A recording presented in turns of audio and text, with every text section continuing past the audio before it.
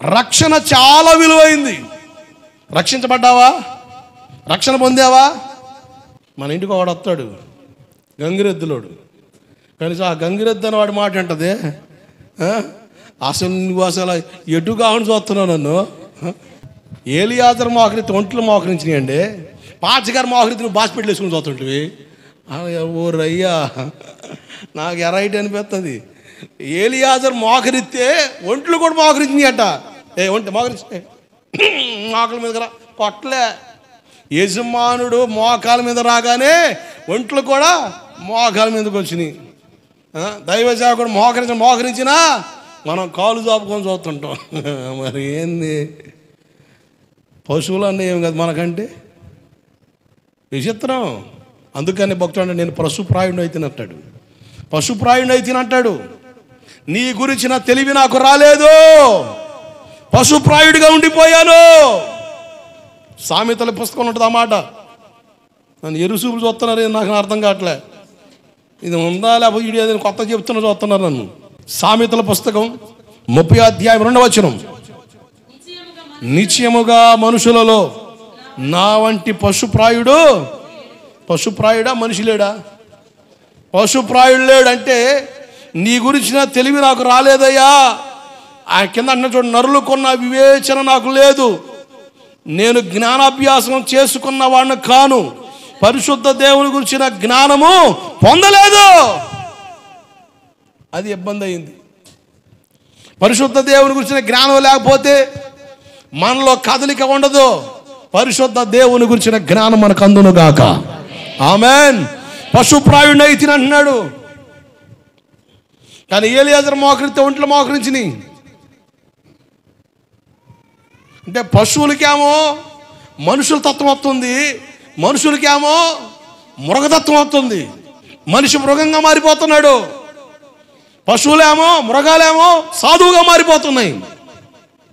విచిత్రం. పరిశుద్ధ దేవుని గురించిన జ్ఞానం మనకు ఉండునుగాక. ఆమెన్. హల్లెలూయా. ఈమె రక్షణ పొందింది, సుంటకే సంఘంలో చేర్చబడింది. యేసు ప్రభుని సొంత రక్షకుడిగా అంగీకరించి రక్షింపబడి సంఘంలో చేర్చబడింది. ఈరోజు నువ్వు రక్షణ పొంది సంఘంలో చేర్చబడాలి. నీ మనసు మారి రక్షణ పొంది బాప్తిసం తీసుకోవడం వల్ల సంఘంలో చేర్చబడతాం. అంటే బాప్తిసం తీసుకోవాలన్నా, నీ మనసు మార్పులోకి రావాలన్నా నువ్వేం పొందాలి? రక్షణ పొందాలి. ఆమెన్. రక్షించబడాలి. కొంతమంది చూడండి, కింద పడి నీటిలో పడి రక్షణకి కేకలేస్తారు. ఎవరన్నా బలవంతంగా లాక్కోతనుకోండి, కాపాడండి కాపాడండి కేకలేస్తారు. అంటే సైతాను కబంధ హస్తాల్లో ఉన్న మనం, లోకంలో పెనవేసుకున్నాం మనం, శపితమైన బంధకాల్లో ఉన్న మనం, ఆ బంధకాల నుంచి రక్షణ పొందాం, విడుదల పొందాం. ఆయన మాట మనకు విడుదల ఇచ్చింది. అలా విడుదల పొంది మనం మనసు మార్చుకోవాలి. ఒకప్పుడు నా స్వభావమే, నా ప్రవర్తనే, నా తీరే నన్ను లోకానుసారిగా మార్చింది. కనుక ఇక నువ్వు చాలా ఉండకూడదు. ఒకప్పుడు నేను త్రాగుబోతుని, ఒకప్పుడు నేను తిరుగుబోతుని, ఒకప్పుడు నేను తిట్టుబోతుని, మంచోండి కాదు. ఇప్పుడు నేను రక్షించబడ్డాను కనుక నా మనసు మార్చుకోవాలని మనసు మార్చుకొని మారు మనసు పొంది మారు మనసు తగిన ఫలాలు ఫలిస్తూ బాప్తిసం అని మనకు వస్తే నువ్వు సంఘంలో చేర్చబడినట్టు. దేవుడికి స్తోత్రం కలుగునగాక. సంఘ సభ్యులు అంటే వాక్య లెక్క ప్రకారంగా బాప్తిసం తీసుకున్న వాళ్ళే సంఘంలో చేర్చబడినట్లు. బాప్తిసం లేకుండా, మార్పు లేకుండా, రక్షణ లేకుండా నువ్వు ఎన్ని సంవత్సరాల సంఘంలోకి వచ్చినా నువ్వు సంఘ సభ్యుడు కాలేవు. మేం చెబుతాం మా సంఘస్థులండి అని, ఎందుకంటే సంఘానికి వస్తుంది కనుక. మేము ఏర్పాటు చేసుకున్న ఆ కంచిలోకి వస్తుంది కనుక సంఘస్థురాలు అంటాం. కానీ దేవుడు ఆ మాట అనాలంటే నువ్వు రక్షించబడి మారు మనసు పొంది మారు మనసు తగిన ఫలాలు ఫలిస్తూ బాప్తిసం తీసుకుంటే అప్పుడు నువ్వు సంఘంలో చేర్చబడినట్టు. దేవుడికి స్తోత్రం కలుగునగాక. నీకు బాప్తిసం లేకపోతే, ఒక మాట బాప్తిసం లేకపోతే నువ్వు సంఘ సభ్యురాలు కాదు. దేవుని దృష్టిలో ఆయన సంఘంలో చేరలేదు. సార్వత్రిక సంఘం ఎత్తబడుద్ది.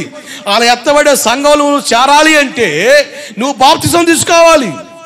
బాప్తిసం తీసుకోవాలంటే మారు మనసు పొందాలి. మారు మనసు పొందాలి, రక్షించబడాలి, విడుదల పొందాలి. విడిపించబడాలి. ఎవరు విడిపించారు మనల్ని?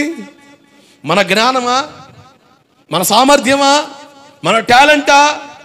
ఎఫెసీ 2:8 ప్రకారంగా కృపచేతనే రక్షించబడ్డాము. కృపచేతనే రక్షించబడ్డాము.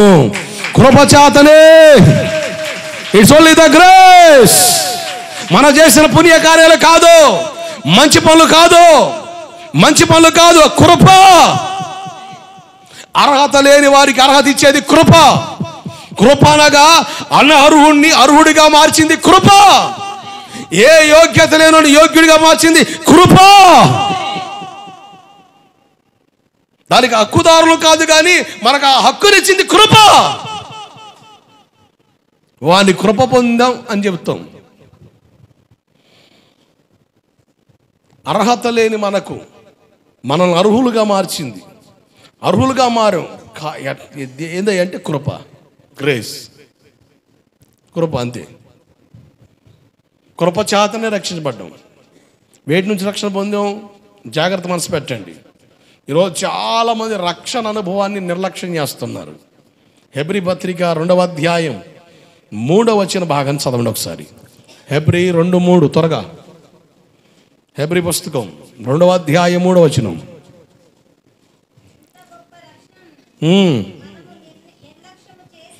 మనము నిర్లక్ష్యము చేసిన ఎడల ఎలాగూ తప్పించుకుంటాం? ఎలా తప్పించుకోగలవు? కనుక రక్షణ నిర్లక్ష్యం చేయొద్దు. దేవుడు నిన్ను విడిపించాడు, దేవుడు నిన్ను మార్చాడు.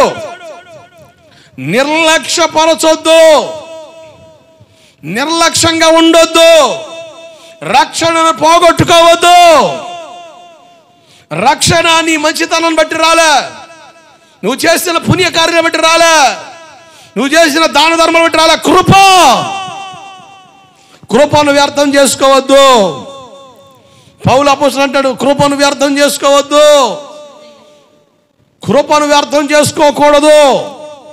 చేదైన వేరు మీలో మొలుచడం వలన, మీరు కృపకు వేరైపోవడం వలన కృపను వ్యర్థం చేసుకునే అవకాశం ఉంటాయి. కనుక రక్షణను నిర్లక్ష్యం చేయొద్దు. దేవుడు నీలో మార్పునిచ్చాడు.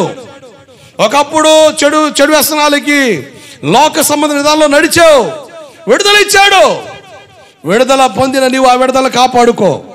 మరలా బంధకాల్లోనికి వెళ్ళొద్దు, మరలా బలహీనతల వైపు వెళ్ళొద్దు, మరలా వాటిని ఆశించొద్దు, వాటిని ముట్టొద్దు, వాటిని రుచి చూడొద్దు. దేవుడు అంటాడు, ముట్టొద్దు, రుచి చూడొద్దు. రక్షణ చాలా విలువైంది. రక్షణ జీవితాన్ని మనం కాపాడుకోవాలి. ఈ వేటి నుంచి రక్షించబడ్డాము చూడండి ఒకసారి. మత్తయి సువార్త 1వ అధ్యాయం 21. త్వరగా చకచకమని చదవాలి. మత్తయి సువార్త. రక్షణ గురించిన ఉపదేశం ఈరోజు చెప్పడానికి ప్రభు నన్ను ప్రేరేపించాడు.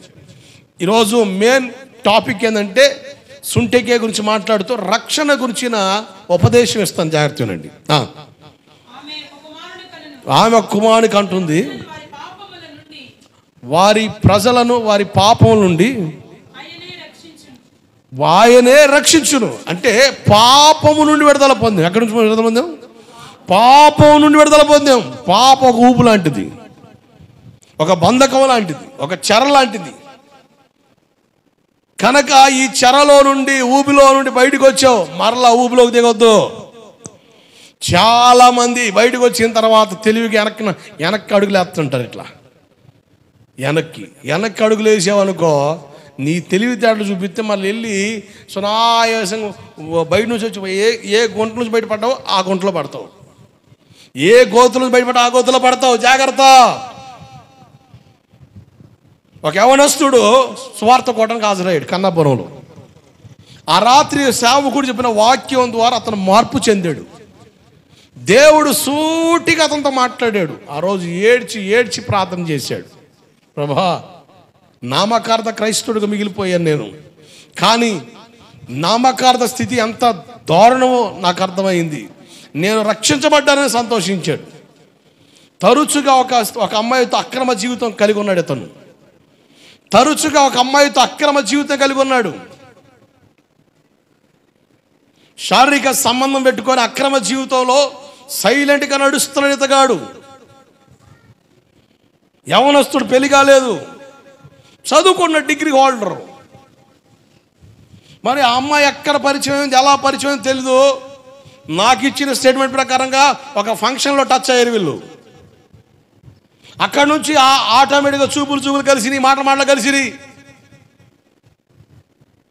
ఇక అంతే. ఇక లోక సంబంధమైన జీవితంలో మునిగి తేలుతున్నారు. విచ్చలవిడి జీవితానికి అలవాటు పడ్డారు. ఈ వ్యక్తి మార్పు చెందాడు. ఇతనికి ఒక ఆలోచన వచ్చింది, నేను మారాను కదా, పాపం తెక్కలది తెలియకుండా నాతో పాటు పాపంలో మునిగి తేలింది. ఆమె కూడా ఈ రక్షణ వార్త చెబుతామని పోయాడు ఈ మహానుభావుడు. ఎవరికి? రాత్రే మార్పు చెందాడు, మధ్యాహ్నానికి మీటర్ హీట్ ఎక్కింది. ఆమెకి వెళ్ళి స్వార్థ చేయాలా, ఆమెను మార్చాలా, నేను ఆమెని ప్రభులోకి తీర్చాలా అని ఇతగాడు ఆలోచన. ఇతని మాస్టర్ ప్లాన్ ఏంటి? ఆ పిల్ల మారితే ఆ పిల్లని చేసుకుందాం నీడు. అబ్బా ఏం వేసాడంటే ప్లాను. ఆ పిల్లని మార్చుకొని ఆ పిల్లని పెళ్లి చేసుకుందామని ప్లాన్ చేశాడు. జాగ్రత్తనండి, ఆమెకు ఆల్రెడీ పెళ్ళి, ఒక పిల్లగాడు, భర్త చనిపోయాడు. కానీ మ్యారేజ్ చేసుకునే ఆప్షన్ ఉందిగా. ఇతగాడు బైబిల్ తెలియక ఏం లేదు, బైబిల్లో తిట్టే వాక్యం తెలుసు కనుక ఒకే ఛాన్స్ ఉంది కనుక చేసుకుందాం. ఆయన ఆ పిల్లకాడు పోయాడండి. పోయినట్టు పోయాడు. మళ్ళీ అదే అదే అదే పాపం, అదే ధోరణ. ఇక అంతే సంగతి. ఇక ఎక్కడ దాకా వచ్చింది అంటే లారీ ఒక గుద్దితే ముక్కు పగిలి మూతి వంకర పోయేదాకా వచ్చింది. ఆ వారం గుద్దడం గుద్దితే ముక్కు పగిలి మూతి వంకర పోయింది. ఇక వీడు ఆడ కనపడ్డాడయ్యా మాకంటే హాస్పిటల్లో తేలాడు. ఏంది రాయి అంటే చెప్పుకొచ్చాడు. ఎలా జరిగింది పరిస్థితి? అరే అయ్యా నువ్వే బలపడలేదు, మళ్ళీ ఆమెకు స్వార్థ చెప్పేది ఏందిరా నాయన, అసలే పాప ఊబిలో ఉన్నవా? ఆమెకి వెళ్ళి పలకరింపు చేస్తే ఆమె చూపులు అట్ట ఉంటాయి, ఆమె తీరట్ట ఉంటుంది, ఆమె వైఖరి అట్ట ఉంటుంది. నాకు తెలియదన్నా, పోయానన్నా, తేడా పడిందన్నా, లారీ గుద్దితే కానీ బుద్ధి రాలేదన్నా. ఆ పిల్ల నా వైపు ఇంతవరకు చూడలేదన్న, కన్నెత్తి చూడలేదన్నా. ఎందుకు చూద్దే? పిచ్చి ఆలోచనలు. మనల్ని పాపం నుంచి విడిపించాడు. దేవుడికి స్తోత్రం కలుగునుగాక. రక్షణ జీవితాన్ని కాపాడుకోండి. క్రైస్తవ పాలెల్లో ఉన్న ప్రజలారా, దేవుని బిడ్డలారా, సోకోల్డ్ క్రిస్టియన్స్, సోకోల్డ్ భక్తులారా, భక్తి జీవితాన్ని కాపాడుకోవడం చాలా అవసరం. రక్షణను పాడు చేసుకోవద్దు. ఒక పూట కూటి కొరకు జ్యేష్ఠత నమ్ముకున్న ఏసా వంటి భ్రష్టుడైన వ్యభిచారైన మీలో ఉంటాడామని జాగ్రత్తగా చూసుకోండి అని దేవుడు చెప్పాడు. ఆశీర్వాదం పోయిన తర్వాత కన్నీళ్ళు విడుచు ఏసావులాగా శ్రద్ధతో వెతికినను మారు మనసు పొందే అవకాశం లేక తృణీకరించబడ్డాడు కనుక there is no chance at all. కనుక జాగ్రత్త. దేవుడిచ్చిన అవకాశం చాలా విలువైంది. ఈ ఎలక్షన్స్ మూమెంట్లో బాప్తిజాలు తీసుకున్న వాళ్ళు కూడా ప్రలోభించబడి మరలా త్రాగడానికి అలవాటు పడుతుంటారు. త్రాగుడికి మరలా లోన్ అవుతుంటారు. జాగ్రత్త. రోజులు మంచిగా లేవు చెబుతున్నా. కాళ్ళు రెగరేసి తొడగొట్టే వ్యవహారాలు చేయకండి. రాజకీయ వ్యవస్థలు కూడా చాలా మార్పులు వచ్చినాయి, మీకు అర్థమైపోతుంది. గడిచిన సంవత్సరం చెప్పా, మొక్కలు మొక్కలు మొక్కలు మొక్కలు మొక్కలు పీసెస్ అయిపోతాయి. ఏ వ్యవస్థ నమ్ముకొని మనం బాగుపడలేం. సత్య దేవుడు యేసు నమ్ముకో, నీ జీవితం బాగవుతుంది. దేవుడికి స్తోత్రం కలుగునగాక. సేవకులమైన మాకు ఉండకూడదు రాజకీయ పిచ్చి, నీకు ఉండకూడదు. ఓటు విలువైంది, ఉపయోగించుకో. మాటలో మాట చాలా జాగ్రత్తగా కొట్టేయండి. ఈ 2024 సంవత్సరం నీ దిశను నిర్ధారించే సంవత్సరం. ఓటింగ్, ఈ ఎలక్షన్ చాలా చాలా చాలా విలువైంది. మన రాష్ట్రాన్ని మనం కాపాడుకున్న వాళ్ళం అవుతాం. క్రైస్తవ్యాన్ని మరి ముఖ్యంగా కాపాడుకున్న వాళ్ళం అవుతాం. మరొక మణిపూర్, మరొక హర్యానా పరిస్థితులు కలగకుండా సమయోచితమైన జ్ఞానంతో ఓటు. రాజకీయ పిచ్చితో నువ్వు నడిస్తే నేను చెప్పేది ఏముండదు. నాకు పలానా పిచ్చండి. నీకు దేవుడి మీద లేనప్పుడు నేనేం చేసేది? నీకు దేవుడి మీద ఉంటే నేను చెప్పే మాటలు ఎక్కుతాయి. నీకు దేవుడి మీద లేనప్పుడు తృణీకరిస్తావు. దేవుడినే తృణీకరించినోడివి, నన్ను తృణీకరించి పెద్ద లెక్క. నీకు పెద్ద విశేషమేం కాదు, నాకు తెలుసు. నేను పెద్ద పోటుగాడిని అయ్యింది. ఆయన్నే లెక్క చేయనోడివి, నన్ను లెక్క చేస్తావా? కానీ మేలు కోరి చెబుతున్నా, సేవకుడు కదా, సేవకుడు కదా. ఇది చాలా చాలా ప్రాముఖ్యం. 1000 సంవత్సరాల తర్వాత 2024 సంవత్సరం ఏం జరిగిందో అడిగితే చరిత్ర మాట్లాడుద్ది, చరిత్ర మాట్లాడుద్ది. చాలా విలువైంది, జాగ్రత్త. రాజకీయపు రంగు పూసుకొని రాజకీయ పిచ్చి మీద ఎలకో. ఒక దేవుని బిడ్డగా దేవుని చిత్తానికి ఉద్దేశానికి అప్పగించుకొని నడవడం వల్ల మన దేశాన్ని కాపాడుకున్న వాళ్ళం అవుతాం. దేవుడికి మహిమ కలుగునుగాక. హల్లెలూయా. నీ తొందరపాటు నిర్ణయం దేశాన్ని ఊరిలో తీసుకెళ్ళకూడదు. రక్షించబడిన మనం చాలా సమయోచితంగా నడిపించవలసిన రోజులు వచ్చేసినాయి. రోజులు గడిచే కొలది పోయే కాలం దగ్గర పడుతుందా, పుణ్యకాలం దగ్గర పడుతుందా? పుణ్యకాలమా పోయే కాలమా? పుణ్యకాలాలు లేవు, పోయే కాలాలే. రాకడి దగ్గర అవుతున్నావు, రాకడి దగ్గర అవుతుంది, పోకడి దగ్గర అవుతుంది. సంవత్సరాలు గడుస్తున్నాయి, సంవత్సరాలు గడుస్తున్నాయి. హెయిర్ డ్రైర్ వాడుతున్నావు, హెయిర్ డ్రైవ్ వాడుతున్నావేమో ఎంట్రుకలు నెరవకుండా. నీకు అర్థం కాకపోవచ్చు, అర్థమైందా? హెయిర్ డ్రైవ్ వాడితే ఏమవుద్ది? నాకు ముసలితనం వచ్చిన సంగతి నీకు అర్థం కాదు. జాగ్రత్త. తిక్కల ఆలోచన కలిగి ఉండగా రోజులు గడిచే కొలది వయసు మీద పడుతుంది. పుణ్యకాలం కాదు వచ్చేది, పోయే కాలమే. కనుక జాగ్రత్త. రక్షించబడిన నీవు నీ రక్షణ సాక్ష్యాన్ని కాపాడుకోవాలి. ఒక పూట కూటి కొరకు జ్యేష్ఠత్వం నమ్ముకున్న వాడు కూడా, నేను చర్చికి వచ్చిన వాళ్ళతో మాట్లాడుతున్నా, క్రైస్తవులతో మాట్లాడుతున్నా, దేవుని ప్రజలతో మాట్లాడుతున్నా, దేవుని బిడలుగా క్రైస్తవ సంఘంలో చేర్చబడిన వాళ్ళతో నేను మాట్లాడుతున్నా. విడివల సంగతి నాకు అవసరం లేదు. ఒక పూట కోటి కొరకు జ్యేష్ఠత్వం అమ్ముకున్నట్టుగా అమ్ముకోవద్దు. నువ్వు ఓటుకు డబ్బులు తీసుకున్నావంటే అర్థం ఏంటి? ఒక పూట కోటి కొరకు జ్యేష్ఠత్వాన్ని, బిర్యానీకి బీర్ ప్యాకెట్కి లోనయ్యావంటే కారణం ఏంటి? ఒక పూట కోటి కొరకు. జాగ్రత్త. కొంతమంది తెలివితేటలు చూపిస్తాను తెలుసా? ఆడబడితే ఆడ తీసుకొని అవి పోగేసి అమ్ముతున్నారు సెకండ్ హ్యాండ్లకి. అబ్బో, నీ వ్యాపారం తగలడా? ఓరకడం వస్తుందిగా. ఇచ్చే ఒక సీసా కన్నా 4 సీసాలు లాక్కొని సంచులు వేస్తున్నావా? అవి పైకి పక్క తీసుకెళ్ళి సెకండ్ హ్యాండ్లు అమ్ముతున్నావా? నీ వ్యాపారం పాడుగాను. అన్నం తినాలని ఉందా, లేకపోతే ఓన్లీ బిర్యానీ తిని బతికేస్తావా? బిర్యానీ తినే ఆలోచన చేయకండి, అన్నం తినే ఆలోచన చేయండి, అరుగుద్ది. బిర్యానీ తింటే అంటామే, అన్నం తింటే ప్రశాంతం. మసాలాలు దినుసులు ఏం పడవు కనుక కరెక్ట్గా ఉంటుంది కనుక ఆరోగ్యానికి మంచిది. బిర్యానీ తినే మాటలు మాట్లాడకండి, అన్నం తినే మాటలు మాట్లాడాలి మనం. దేవుడికి మహిమ కలుగునుగాక. హల్లెలూయా. జాగ్రత్త. రక్షణ కాపాడుకోవడం నీ బాధ్యత. It's your responsibility. నాకు సంబంధం లేదు, నేను ఆల్రెడీ దేవుడు చూస్తున్నాడు. కెమెరా ఉంది, కెమెరా ఉంది. నీ ఇంటి కాడ జూమ్ చేశాడు కెమెరా, బజార్ కాడికి జూమ్ చేశాడు కెమెరా, నీ పొలం కాడ జూమ్ చేశాడు కెమెరా, చర్చి కాడ జూమ్. ప్రతి ఏరియాలో సీసీ కెమెరాలు ఉన్నట్టుగా ఆయన కనుదృష్టి లోకమందంతటా సంచరిస్తుంది. కారణం యథార్థవంతులను బలపరచడానికి. దేవుడికి మహిమ కలుగునుగాక. యథార్థంగా బ్రతికావా, దేవుడు నీకు బలం. సాక్ష్యం చాలా విలువైంది.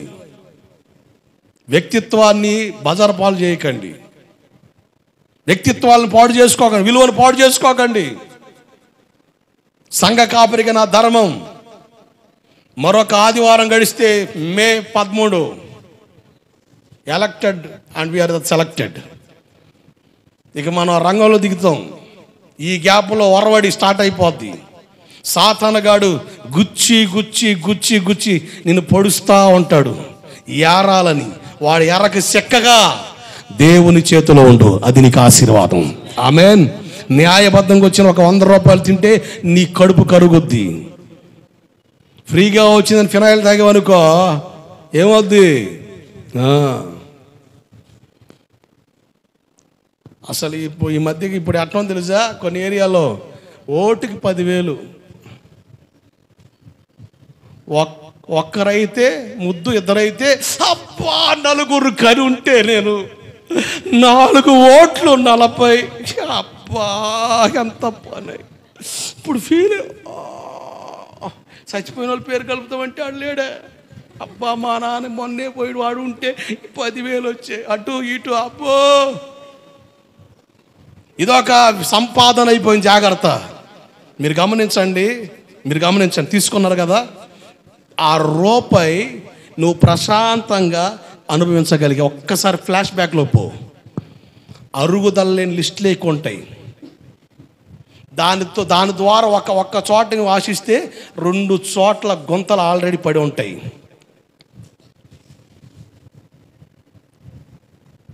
కనుక జాగ్రత్త. ఒక పూట కూటి కొరకు జ్యేష్ఠత్వ హక్కు నమ్ముకున్న ఏసా వంటి భ్రష్టుడైనను వ్యభిచారైనను మీలో ఉండరాదు. దేవుడికి స్తోత్రం కలుగునుగాక. రక్షణ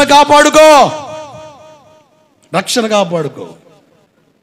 విలువ, సాక్ష్యం చాలా విలువ, గొప్పది. కనుక దేవుడు నిన్ను పాపం నుండి బయటకు లాగాడు. మరలా పాపంలోకి వెళ్ళొద్దు.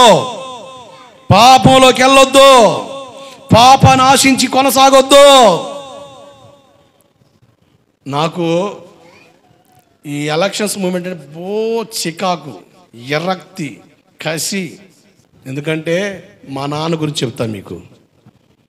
మా నాన్న నేను చిన్నప్పుడు చూశాను, మందు తాగడు మా నాన్న. అసలు సిగరెట్ కానీ ఏ అలవాట్లు లేవు మా నాన్నగారికి. ఏ అలవాట్లు లేవు. నమ్మకం కష్టపడ్డాడు. విస్తారమైన డబ్బు వచ్చింది. డబ్బు ఎప్పుడైతే చేరిందో రాజకీయం కాలకాడకొచ్చింది. కానీ మా నాన్నగారికి రాజకీయం అంటే ఆలోచన లేదు. కానీ ఎప్పుడైతే డబ్బు తొలతూగుతుందో రాజకీయం వెంటాడింది. ఎప్పుడైతే రాజకీయం అన్న స్థితిలోకి వచ్చాడో త్రాగుడికి, లేనిపోని వ్యసనాలకి లోనయ్యాడు. కనుక ఒక కన్న కొడుకుగా నాకు బాధది. కానీ మా నాన్న గురించి ఒక మాట చెప్పమంటారా? ఏ రోజు కూడా మా ముందర సిగరెట్ తాగలే. నువ్వో నీ పిల్లల ముందే ఏందిరా పొల్లెట్టుందిరా, వాడుకోవడం నీకెట్టుందిరా, 2 సంవత్సరాలు అయితే వేస్తారా నిన్ను అని వాడు చూస్తాడు. నువ్వే పొల్లెట్టుందిరా, నీకెట్టుంది. మా నాన్న గురించి చెప్పగలను నేను. మా నాన్నగారు ఎంతవరకు మా ముందర సిగరెట్ తాగిన దాఖలాలు లేవు. ఒకవేళ పొలాల్లో కూర్చొని ఏదైనా తాగుతాం. నేను చాలాసార్లు గమనించాను. మమ్మల్ని చూసి వెంటనే పడేస్తాడు. ఎందుకో తెలుసా? నేను తాగుతున్నానని మా పిల్లలు కూడా అలవాటు పడతారేమని. ఒక తండ్రిగా ఆ జాగ్రత్త నీకుందా? రే మీ బాబాయ్ చేసేస్తాను కానీ తీసుకురా, నాకు కుదరలేదు కానీ పోయి 2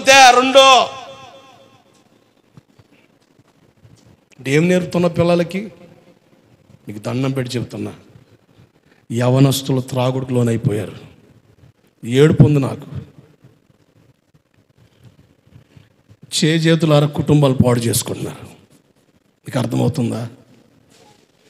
పెళ్ళి కాకుండా ఏదో సిమెంట్ పనుకో, దేనికో 10th క్లాస్ అయ్యి ఇంటర్మీడియట్ గడవలేక, లాగలేక, తొక్కలేక, ఈదలేక ఏదో పనికి సిక్కి చివరికి చెడు వ్యసనంలో లోనవుతున్నారు. వాళ్ళు త్రాగుడికి లోనవుతున్నారు. నేను మొన్న బండూరుపాలెం వాక్యం చెప్పి త్వరగొచ్చేసా. ఫస్ట్లో మాట్లాడేసా. నిద్రలేవు, రోజు ఇటు తిరగడం అటు తిరగడం. ఫస్ట్లో మాట్లాడి వచ్చేసా. ఆ పాస్టర్ మరి బతులు రావాలని సరే మాట ఇచ్చా కదని పోయా. ముందర మాట్లాడి వచ్చేసా. వస్తూ ఉంటే వెళ్ళేటప్పుడు ఈ ఎలక్షన్ మూమెంట్ కదా, కొంతమంది డీజేలు పెట్టి ఆ రాజకీయ పాటలు పెట్టి మొత్తానికి జెండాలు ఎత్తున్నారు, టవల్ ఎత్తున్నారు. పిల్లలు కూడా టోపీలు వేసుకొని వచ్చేపాటికి సాయంత్రం మళ్ళీ వచ్చేపాటికి 1 గంట, 1:30 తర్వాత ఆ పక్కనే సిట్టింగ్లు వేసుకుని కూర్చొని ఉన్నారు. ఈ పక్కన చిన్నపిల్లలు గొంతులు వేస్తున్నారు. ఎంత ఘోరణం అండి.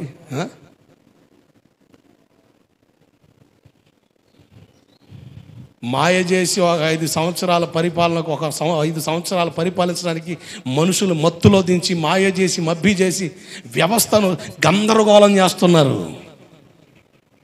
క్రైస్తవులు మనకి కనువిప్పు కలగాల. బయట ఉన్నోడి కంటే నీకు కనువిప్పు కలగాల. నీకు చెప్పమంటావా, మన ఆంధ్ర రాష్ట్రంలో క్రిస్టియానిటీ ఒక్క తాట్లోకి వస్తే రాజకీయాన్ని శాసించగలం. అంతే. క్రిస్టియానిటీ ఒక తాట్లోకి వస్తే రాజకీయాన్ని శాసిస్తాం మనం.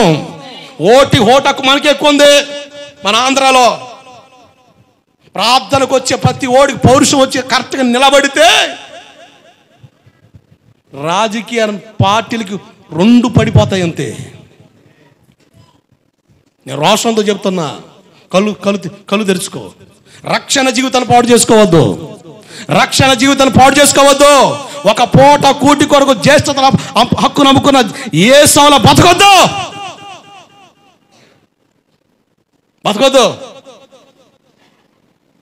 వాటిని ఎర్రగా ఎట్టే వ్యక్తుల్ని ఎండగట్టడంతే.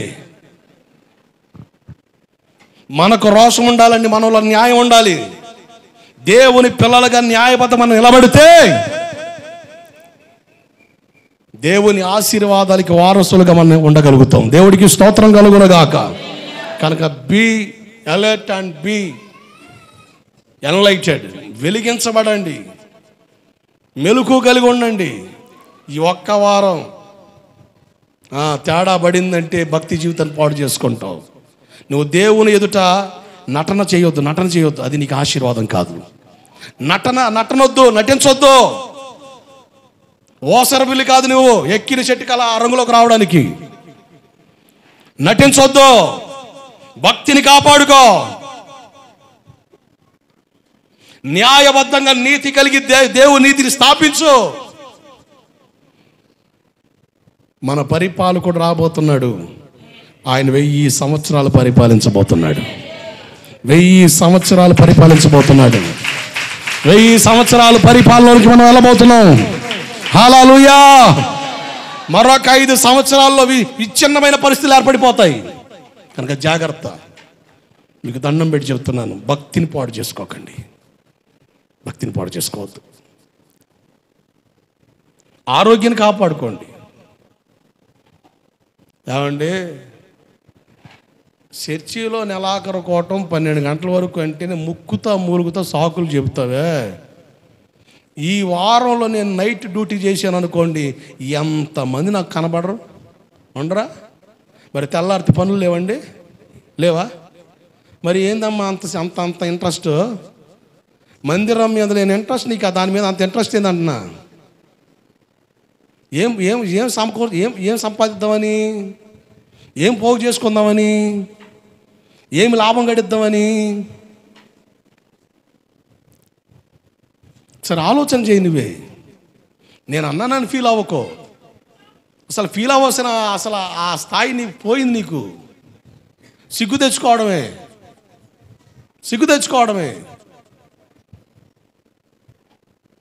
ఒక తండ్రిగా మాట్లాడుతున్నాను. ఆత్మీయ తండ్రి అంటావు కదా, తండ్రి స్థానంలో మాట్లాడుతున్నాను. ఇప్పుడు మాట్లాడి రక్షణ గురించి మాట్లాడమని దేవుడు చెప్తే 2 రోజుల నుంచి ఆలోచన వస్తుంటే ఎందుకు కనుగొన్నా రాత్రి వెలిగింది నాకు. ఈ టైంలో చెప్పాల్సిన స్టోరీ ఇది. రక్షణ గురించి, రక్షణ కాపాడుకోవాల్సిన రోజులు కదా ఈ ఒక్క వారం చాలండి. ఇన్ని సంవత్సరాలు చేసిన భక్తి పుష్పాకంతే, తొంగలో దొక్కినట్టే. రక్షణ కాపాడుకో. ఏది కొన్ని నరకం నువ్వు తప్పించు కదా, నీకు తెలియదు కాదుగా. ఆరోగ్యం పోగొట్టుకున్నప్పుడు, మంచం మీద విలవిలవాడుతున్నప్పుడు దేవుడు అంటావా? రాజకీయ నాయకుడిని పిలుస్తావా? ఎవరు పిలుస్తావు? అప్పుడు నా నాయకుడు ఎందుకు పిలుస్తావు నువ్వు? యేసు ప్రభు నాకు నాయకుడు. ఆయన 1000 ఏళ్ల పరిపాలన చేస్తాడు. దేవుడికి స్తోత్రం కలుగునుగాక. ఆయన మన అధికారి, రాజులకు రాజు, ప్రభులకు ప్రభు. నీకు తెలుసా 1000 ఏళ్ల పరిపాలన ఆయన మనం చేయబోతున్నాడని? ఈ వ్యవస్థలన్నీ కూడా తునకలైపోబోతున్నాయి. సంవత్సరాలు గడిచే కొలది గడిచిన 5 సంవత్సరాల్లోనే చెప్పాను నేను. తర్వాత రాజకీయ వ్యవస్థలు గందరగోళాలు ఉంటాయని. ఇప్పుడు జరుగుతున్న పరిస్థితి అదే. కొంతమంది విరక్తి కలిగింది, కొంతమందికి కామైపోతున్నారు. ఎందుకు చేదరా భుజం కాశ్యం, జెండాకి భుజం కాశ్యం, బరువు మోసం, ఉపయోగం లేని పరిస్థితులు. నేనంట యేసును మోయి, యేసుకు భుజంగాయ్, సేవకు భుజంగాయ్. నీ కుటుంబాన్ని ఆశీర్వాదకరంగా మారుస్తాడు, ప్రయోజనకరంగా మార్చగలడు. ఇప్పుడు నా నాయకుడి గురించి నేను ఏం చేస్తున్నా? ఏంటది చేస్తారు కదా, ఏంటది ప్రచారం చేస్తున్నా. 1000 ఏళ్ల పరిపాలన మా నాయకుడు. దేవుడికి స్తోత్రం కలుగునుగాక. మా నాయకుడు రాబోతున్నాడు, 1000 సంవత్సరాలు పరిపాలించబోతున్నాడు. ఆ పరిపాలన ఉండాలంటే నువ్వు ప్రయోజనకరమైన స్థితిలోనికి రావాలి. రక్షణ కాపాడుకో. రక్షించబడిన గుంపులో ఉన్నావా, ఆ పరిపాలన ఉంటాం. మీరు గమనించండి, సంవత్సరాలు గడిచే కొలది ఈ వ్యవస్థలన్నీ తారుమారై చివరికి ప్రజలను పరిపాలించలేము అని ఎన్ని పార్టీలు పుట్టుకొస్తాయి, అన్ని పార్టీలు చేతులు రికార్డ్ చేసుకో. ఎన్ని పార్టీలు పుట్టుకొస్తున్నాయి, అన్ని పార్టీలు చేతులెత్తేస్తాయి. మా వల్ల కాదు, భారతదేశం మేము పరిపాలించలేము, ఆంధ్ర రాష్ట్రం మేము పరిపాలించలేము, తమిళనాడు మేము పరిపాలించలేము. ఎమ్మెల్యేలు, ఎంపీలు, మంత్రులు, ముఖ్యమంత్రులు, ప్రధానమంత్రులు ఇక పరిపాలన చేసే విధానంలో లోపించి ఏం చేయాలో తెలియక, ఎందుకు? Everything is free.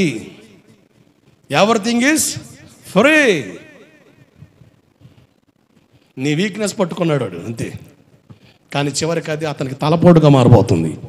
రాజకీయ వ్యవస్థలకు అది తలపోటుగా మారబోతుంది. అప్పుడు ఒకడు వస్తాడు, ప్రపంచ నియంతగా. అతని పేరు అంత్యక్రీస్తు. ఎవరు? అంత్యక్రీస్తు. 1 మ్యాన్ రూల్ స్టార్ట్ అవుద్ది. ఒక్క చోట ఉండండి, ప్రపంచాన్ని కంట్రోల్ చేస్తాడు. ఒక్క చోట ఈ గదిలో ఉండే ప్రపంచాన్ని కంట్రోల్ చేస్తాడు. వాహ్, ఏం పరిపాలన సార్ అంటారు. 3.5 సంవత్సరాల తర్వాత అతని బుద్ధి బయట పెడతాడు. 7 సంవత్సరాల నిబంధన చేస్తాడు ఇశ్రాయేలుతో. 3.5 సంవత్సరాల బుద్ధి బయట పెడతాడు. ఎట్ట అంటే తన ప్రతిభను నిలుపుతాడు. దేవుని ఆలయంలో మాట్లాడే ప్రతిభను నిలబెడతాడు. అంటే రోబో సేమ్ అతని ఫోటో అతను ఉంటాడో అటువంటి విగ్రహం చేసి రోబోట్ చేసి దాన్ని అక్కడ పెడతాడు. అది మాట్లాడుద్ది, మాట్లాడే ప్రతిభను పెడతాడు. టెక్నాలజీ పెరుగుతుంది దాని కొరకే సార్, దాని కొరకే. కుక్కలకు చిప్స్ పెడుతున్నారు, మెమరీ చిప్. ఇప్పుడు సిటీలో తప్పిపోతాను కుక్కలు. ఇప్పుడు ఏమి లేదు, నీ కుక్క తప్పిపోయింది, మున్సిపాలిటీలోకి వెళ్ళి సార్ నా కుక్క కనబడుతుంది, పలానా ఏరియా తప్పిపోయిందంటే వాడు వెంటనే నెంబర్ చెప్పమంటాడు. వాడి నెంబర్ కొట్టగానే సిగ్నల్ చూపిస్తుంది పలానా ఏరియాలో అని. పలానా చెత్త కుప్పకాడ పొంది నీ కుక్క అంటాడు అంతే. ఎక్కడ కంప్యూటర్లో చూసి చెప్తాడు, నువ్వు పోతే ఆడ ఉంటుంది అది. రేపొద్దున మనకు కూడా చిప్ పెట్టేస్తాడు. చిప్ పెట్టేస్తాడు. అతను సీసీ కెమెరా కాడ ఫుటేజ్ చూసినట్టుగా ఒక పెద్ద థియేటర్ లాగా ఉంటే దానిలో కూర్చొని చూస్తాడు ప్రపంచం మొత్తాన్ని. అంత్యక్రీస్తు పరిపాలన తర్వాత ప్రపంచ యుద్ధం, 2 యుద్ధాలు అయిపోయినాయి. ఫస్ట్ వార్ అయిపోయింది, సెకండ్ వార్ అయిపోయింది, వరల్డ్ వార్. అవునా? ఇప్పుడు 3వ ప్రపంచ యుద్ధం కొరకు దేశం ఎదురు చూస్తుంది. ఆ 3వ ప్రపంచ యుద్ధం హర్మగోన్ యుద్ధం. ఇప్పుడు ఎప్పటికీ చెబుతున్నారు, 3వ ప్రపంచ యుద్ధం జరిగితే ప్రపంచం మొత్తం బూడిదైపోతాడు, తగలబడిపోతాడు. ఇప్పుడున్న అనుభవములు వదిలిపెడితే కొన్ని దేశాలే అసలు నేల మట్టమైపోతాయట, కనుమరుగైపోతాయట. ఒక దేశం యుద్ధం చేస్తా ఫ్లైట్ మీద వెళ్తా ఉంటే ఒక బాంబు జారి కింద పడితే ఆ ఏరియాలో ఎప్పటి కూడా సరైన నీళ్ళు లేక, ఆరోగ్యం లేక ఎప్పటి కూడా తల్లడిల్లిపోతున్నారు దేశాలు. అటువంటి డేంజర్ వెపన్స్ క్రియేట్ అవుతున్నాయి. బైబిల్ చెబుతుంది హర్మగోన్ యుద్ధం అది అంత్యక్రీస్తుకి యేసుకి జరిగే యుద్ధం. ఆ యుద్ధం అయిన తర్వాత దేవుడు ఇదిగో చేతి సహాయం లేకుండా తీయబడిన రాయి, పురుషుడు ప్రమేయం లేకుండా పుట్టిన వ్యక్తి ఎవరో? యేసు ప్రభు.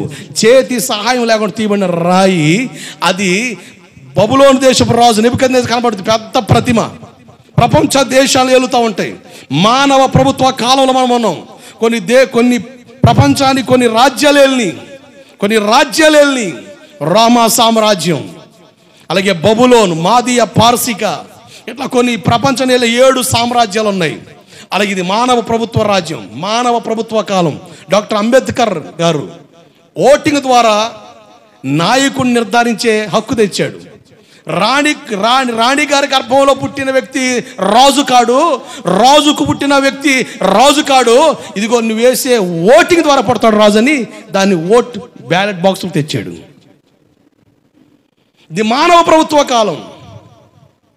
మట్టి ఇనుము పొసకుండా కాలు చేయబడ్డాయి. వచ్చి ఆ రాయి ఎక్కడ పడుతుంటే ఆ కాల వేల మీద పడగానే ఆ మహాప్రతిమ ఒక్కసారిగా బూడిదిగా మారిపోద్ది. ఆ చిన్న రాయి పెద్ద పర్వతంగా మారుద్ది. అదే నా యేసయ్య రాజ్యం, నిత్య రాజ్యం, శాశ్వత రాజ్యం, 1000 ఏండ్ల పరిపాలన.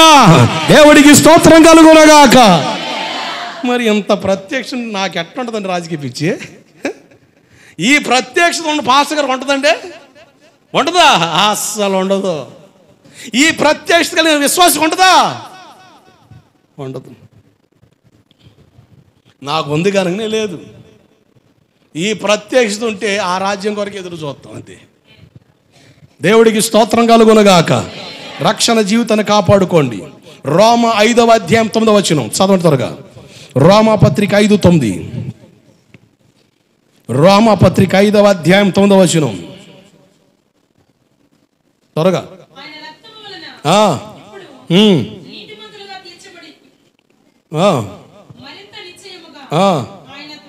ఆయన ద్వారా ఉగ్రత నుండి రక్షింపబడుతున్నాం.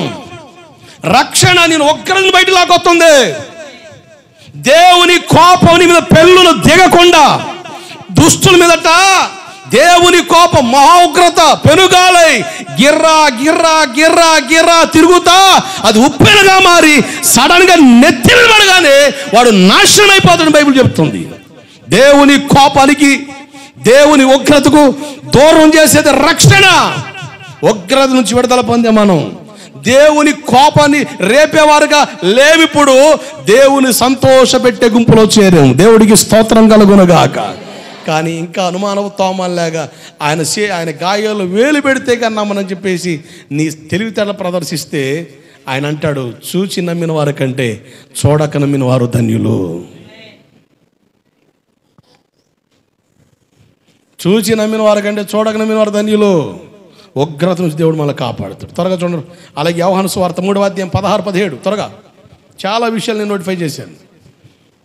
యోహాను సువార్త 3వ అధ్యాయం 16-17.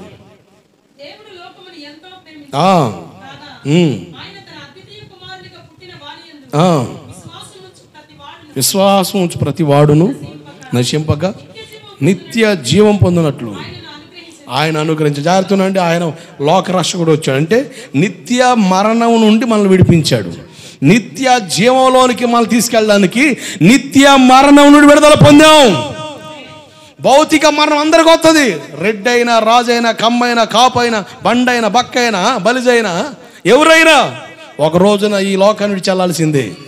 ఏ నాటికైనా ఈ కాయం మాయమవడం ఖాయం. ఏ నాటికైనా యేసును చేరడమే న్యాయం. కనుక నీ జీవితంలో నిత్య మరణం నుండి తప్పించబడే అవకాశం దేవుడు ఇచ్చాడు. రక్షించబడ్డావా నిత్య మరణం నుండి తప్పించబడతావు. హెబ్రీ 2:14 త్వరగా. హెబ్రీ పత్రిక 2వ అధ్యాయం 14 వచనం. వేటి నుంచి మనం రక్షించబడ్డామో రక్షణ పొందామో చెప్తున్నా.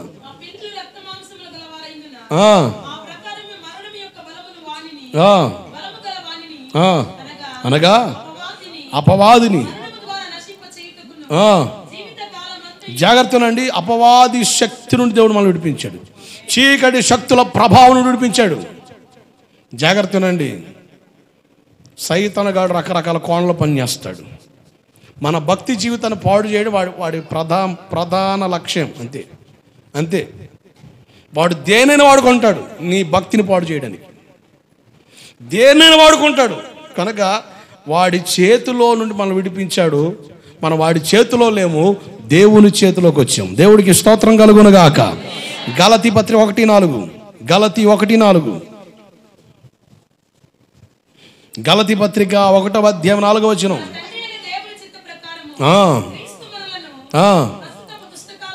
ప్రస్తుత దుష్ట కాలంలో నుండి విమోచించాలని మన పాపముల నిమిత్తము తనను తాను అప్పగించుకున్నాడు. దుష్ట లోకం నుండి దేవుడు విడిపించాడు. మన ఇది దుష్ట లోకం, ఇది మంచిది కాదు. లోక సంబంధమైన జీవితం చాలా చాలా ప్రమాదం. లోకానుసారంగా మనం బ్రతకూడదు. లోకానుసారంగా బ్రతికామా నష్టపోతాం, వాక్యానుసారంగా బ్రతికామా మనం ఆశీర్వదించబడతాం. లోకానుసారమైన జీవితం నష్టం, వాక్యానుసారమైన జీవితం ఆశీర్వాదం. కనుక దుష్ట లోకం నుండి దేవుడు మనం నడిపించాడు. ఈ లోకం మంచిది కాదు. మన మీద దాడి చేసే 3 ప్రధానమైన శక్తులు ఉన్నాయి. 1 శరీరం, 2 లోకం, 3 సాతాను. నీ శరీరమే నీ శత్రువు, లోకం నీ శత్రువు, సాతాను ప్రథమ శత్రువు. ఈ 3 ఎప్పటికప్పుడు మేము దాడి చేస్తూనే ఉంటాయి. శరీరం ఉప్పొంగుద్ది, చలరేగుద్ది. పాస్ గారు అడిగి చెప్తాడులే, ఎవరు ఉంటాడు అక్కడ నాతో చాలా మంది ఉన్నారా అన్న ఆలోచన తెచ్చేది శరీర ఆలోచనలో పడి నువ్వు నడిచావా, దాని నష్టం రేపొద్దు నీ కన్నులు కనబడుతుంటే ఏడుస్తావు. గుండెల బాధ కూడా ఉపయోగం ఉండదు. అది జరగక మునిపే జాగ్రత్త పడమని చెప్తుంది వాక్యం. అది జరగక మునిపే జాగ్రత్త పడు. పరిస్థితులు తారుమారి, పరిధులు దాటక మునిపే నువ్వు దేవుడి చేతిలో ఒదిగావాది నీకు మేలు. మనల్ని దేవుడు రక్షించాడు. ఉగ్రత నుండి రక్షించాడు, పాపం నుండి రక్షించాడు, నిత్య మరణం నుండి రక్షించాడు, సాతాను శక్తి నుండి రక్షించాడు, దుష్ట లోకం నుండి మనం విడిపించాడు. ఇన్ని విధాలుగా మనకు దేవుడు విడుదల ఇచ్చాడు. కనుక విడిపించబడిన మనం, రక్షించబడిన మనం, రక్షణ జీవితాన్ని కాపాడుకోవాల్సిన బాధ్యత మనదే. అది నీ బాధ్యత. రక్షణ జీవితాన్ని పాడు చేసుకోవద్దు. రక్షణ అనుభవంలో కొనసాగించడం. రక్షణ ఒక రోజు అయిపోయేది కాదు. రక్షణ తీసుకున్నామండి అంటారు కొంతమంది. పూర్వకాలంలో మొరటోళ్ళు చెప్పే మాట, రక్షణ తీసుకున్నామంటే అర్థం ఏంటంటే బాప్తిజం తీసుకున్నాను అంట అర్థం. నమ్మి బాప్తిజం తీసుకునే వాడు ఏమవుతాడు, రక్షణ పడతా. ఆ రెఫరెన్స్ పట్టుకొని ఈ తల్లి వాడే మాట ఏంటంటే రక్షణ తీసుకున్నాను అంటారు. రక్షణ పుచ్చుకున్నావా, అది తీర్థం పుచ్చుకోవడానికి రక్షణ తీసుకున్నాం అంటారు. అంటే ఆ రోజుతో అయిపోలే, రక్షణ జీవితం కొనసాగించబడాలి. నువ్వు మారి యేసులోకి వచ్చిన ఆ రోజు నుంచి నీ జీవితం మార్చబడి ఆ రక్షణ జీవితాన్ని కాపాడుకోవాలి. కీర్తన పుస్తకం 51వ అధ్యాయం, కీర్తన 51:12 అంటాడు, రక్షణ ఆనందం నాలో మరలా పుట్టించడం అంటాడు. బెత్షెబతో పాపం చేస్తాడు దావీదు అనుకోని రీతిగా బెత్షెబతో అక్రమ సంబంధం పెట్టుకొని తన జీవితాన్ని నష్టానికి ఇచ్చుకుంటాడు. 13 సంవత్సరాలు దావీదుతో దేవుడు మాట్లాడలేదు. నాతోను ప్రవక్తను పంపి ఒక చిన్న కథ చెబుతా ఉంటే రాజు అయిన దావీదు గారు అంటే ఎవడు ప్రవక్త, నాతోను ప్రవక్త గారు నా రాజ్యం అన్యాయం చేస్తే చెప్పు, వాడు 1/4 కట్టాల్సింది. నాతోను ప్రవక్త ధైర్యం అంటే ఆ మనుషుడు నీవే అనగానే అర్థమైపోయింది రాజు అయిన దావీదు గారికి, నేనే ఆ పాపం చేసినాను. కౌగిట ఉంచబడిన గొర్రెను వధించినట్టుగా యూరియాని చంపించేసే యుద్ధంలో ఎవరికి తెలియనుకున్నాను. అందరి ముందు సానుభూతి పొందడానికి బెత్షెబను భారీగా అంగీకరించారు. అబ్బో, ప్రాణ సంరక్షణ కూడా దావీదు గారు వాళ్ళకి ఎంత న్యాయం చేశాడని చెప్పి అందరూ అనుకున్నారు. కానీ ఎంత అన్యాయం చేశాడో దేవుడు తెలుసు.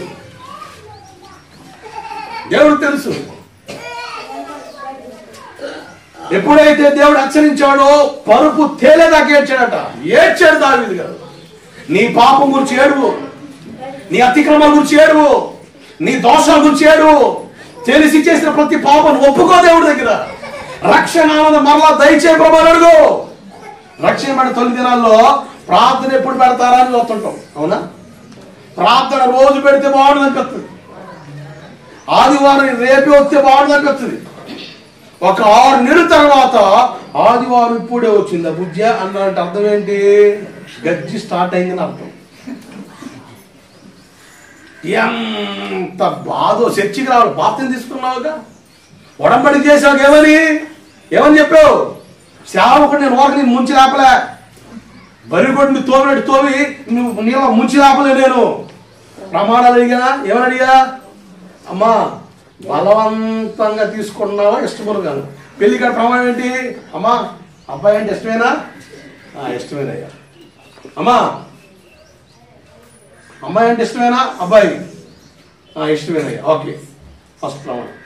ఇష్టపూర్వకంగా తీసుకున్నావా బలవంతంగా? ఇష్టపూర్వకంగా తీసుకున్నా.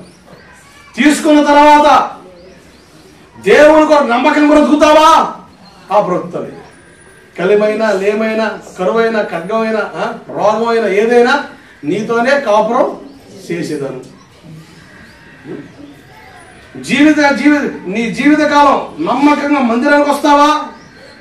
న్యాయబద్ధం ఉంటావా? ఉంటావయ్యా. ప్రమాణం చేశావుగా దేవుడికి, దేవుడు ప్రమాణం చేసావుగా.